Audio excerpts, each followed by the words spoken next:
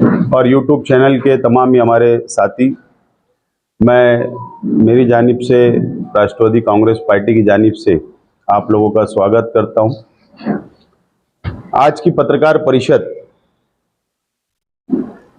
जो आज अर्जेंट में हम लोगों ने प्रेस कॉन्फ्रेंस पत्रकार परिषद बुलाई है, ये मालेगांव म्युनिसिपल कॉरपोरेशन के खिलाफ में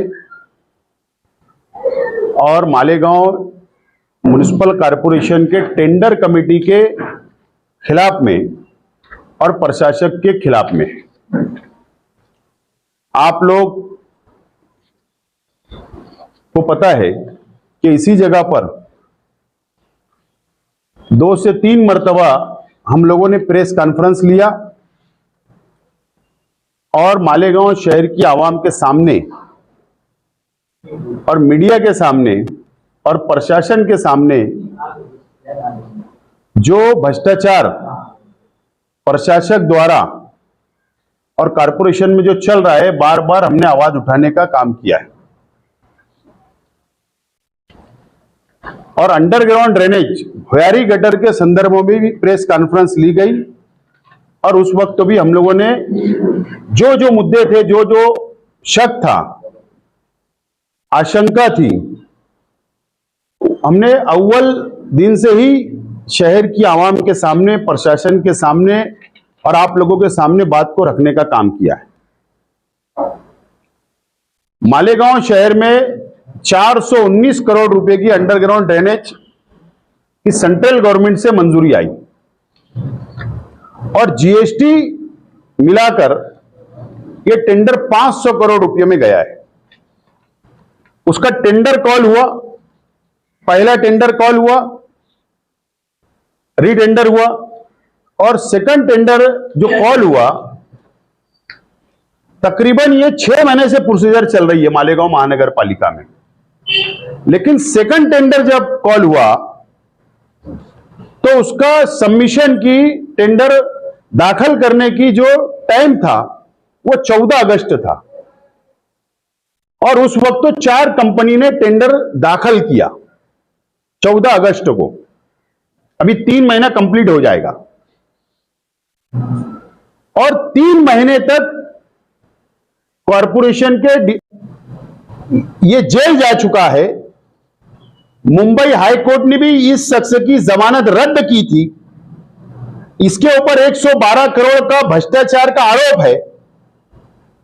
वो शख्स को यहां लाकर बैठाया गया और यह भ्रष्टाचार कर रहा है और पूरी कॉरपोरेशन का बैलेंस अकाउंट का पूरा बिगाड़ चुका है और ये शहर को, इस शहर की आवाम को आने वाले दिनों के अंदर भुगतना पड़ेगा। इसका ऑर्डर होगा, ट्रांसफर होगी, चला जाएगा। ये जिम्मेदारी अगर मैं एक सियासी पार्टी का शख्स हूं, नुमाइंदा हूं, तो और भी सियासी पार्टी और भी लीडरान की जिम्मेदारी है ऐसे भ्रष्टाचारी आदमी को शहर से हटाना चाहिए, उसकी इंक्वायरी करना चाहिए। ये मैं बार बार मुतालबा करते रहा और बोलता हूं ये कि चोर आदमी है। जुमा के दिन 4 तारीख को, यानी ये 2 दिन पहले, बालाजी एक कंपनी है जो मेडिसिन का, हॉस्पिटलों के अंदर मेडिसिन, दवा गोली, सलाइन और हॉस्पिटलों के अंदर जो सामान लगता है उपचार के लिए, उसका टेंडर कॉरपोरेशन ने निकाला था। एक बालाजी कंपनी ने भी टेंडर भरा था और दूसरा ओम मेडिसिन, उस शख्स ने भी टेंडर भरा था और ऐसे 7 कंपनी ने टेंडर भरा था। सालाना वार्षिक टेंडर होता है। उसमें से 5 कंपनी को यह बोलकर रिजेक्ट किया गया कि ये डॉक्यूमेंट में नहीं बैठ रहे हैं, उसको बाजू में कर दिया गया। और उसके बाद लास्ट में टेंडर खोलने से 2 दिन पहले एक शुद्धि पत्रक कॉरपोरेशन निकालती है और ऐसे डॉक्यूमेंट बालाजी कंपनी से मांगे जाते कि वो सादर नहीं कर पाता, जबकि टेंडर में नहीं था, उसका भी टेंडर नहीं खोला जाता। और वो शख्स मुंबई हाईकोर्ट के अंदर इंसाफ के लिए गया और ओम मेडिसिन को इन्होंने टेंडर दे दिया, वर्क ऑर्डर दे दिया 1.5 करोड़ की 1,40,00,000 की मेडिसिन सप्लाई भी उससे करवा लिया। और वो टेंडर अगर 5 रुपए की, एक मिसाल सिर्फ मैं दे रहा हूं, 5 रुपए की अगर एक गोली वो सप्लाई करता है, बालाजी वाला करता था पहले, ये शख्स ने उसका रेट डाला 20 रुपया। यानी जहां सालाना एक अंदाज के मुताबिक 1 करोड़ का अगर हमको दवा गोली लगती है, तो ये उसका कितने पट टेंडर भरा था, ये आप लोग अंदाज लगा सकते हैं। ये मुंबई हाईकोर्ट में गया। चीफ जस्टिस जो है मुंबई हाईकोर्ट के, उन्होंने फैसला दिया 4 तारीख को, जुमा के दिन।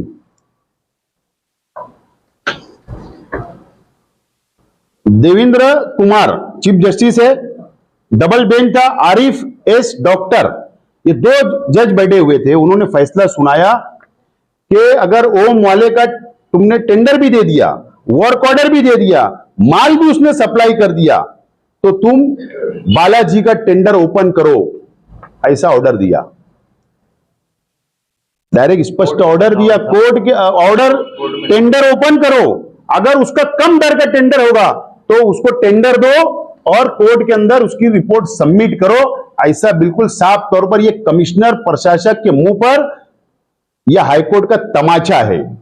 ये चोरी पकड़े जा रही है, भ्रष्टाचारी पकड़े जा रही है। ये भी एक भ्रष्टाचार सामने आया और ये साबित हो गया। इसी तरीके से दलित वस्ती स्कीम से कई करोड़ों रुपए के काम 6 महीना पहले टेंडर सबमिशन होते हैं, सिर्फ 3 पाकिट नहीं आते, मैनेज नहीं होता, कंपटीशन हो जाता है, तो वो टेंडर 6 महीने नहीं खोले गए। दलित वस्ती का कायदा कितना सख्त है, उसके बाद भी टेंडर नहीं खोले गए और वो कंप्रोमाइज नहीं हो पाया। ठेकेदारों को दम दिया गया, वापस ले, नहीं लिया गया, तो आखिर में वो टेंडर भी रीटेंडर कर दिया गया। ऐसे मैंने कई मिसालें मैं आपको दे सकता हूं।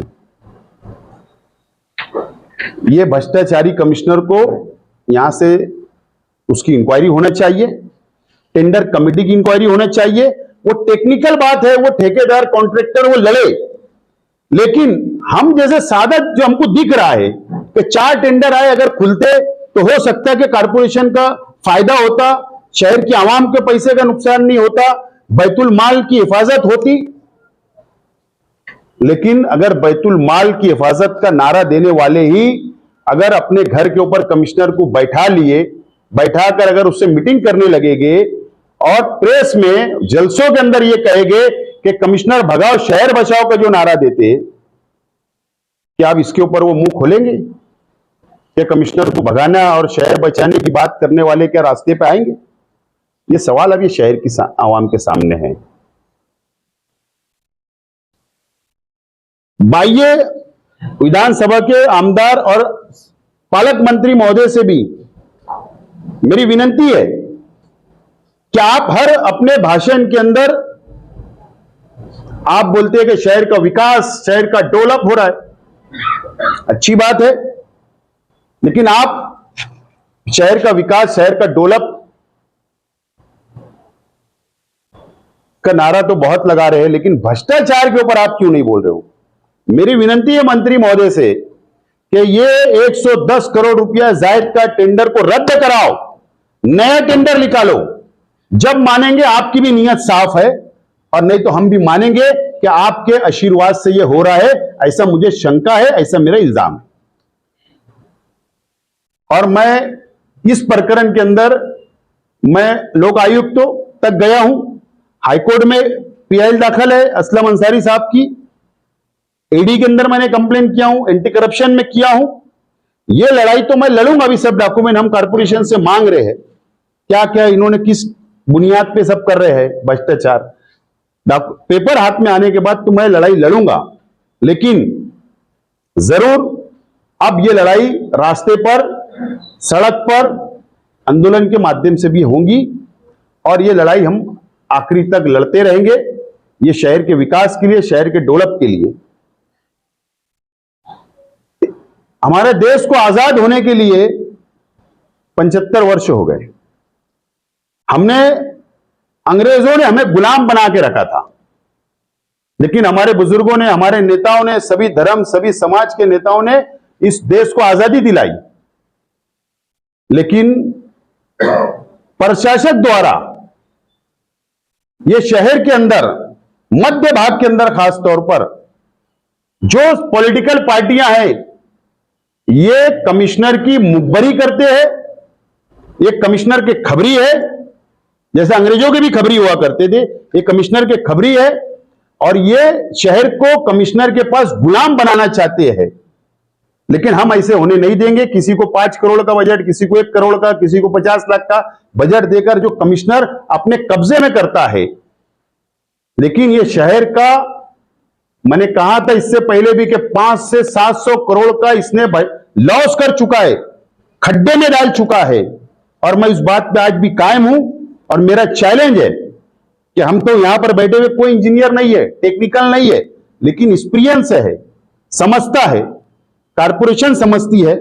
इसके लिए कमिश्नर को चैलेंज है कि तेरे सब इंजीनियर को लेकर टेक्निकल बैठ, और तेरे जितने ऑडिटर होंगे, अकाउंटेंट होंगे, सबको सामने लेकर बैठ। नहीं तो हम ये शहर के अंदर साबित करेंगे कि तू जब से आया है, ये शहर को तूने 500 से 700 करोड़ रुपए में तूने खड्डे में डाला है, शहर का नुकसान किया है। और नहीं तो तू ये पद से राजीनामा देना, और नहीं तो मैं आज बोलता हूं दावे के साथ, नहीं तो मैं सियासत से राजीनामा दे दूंगा।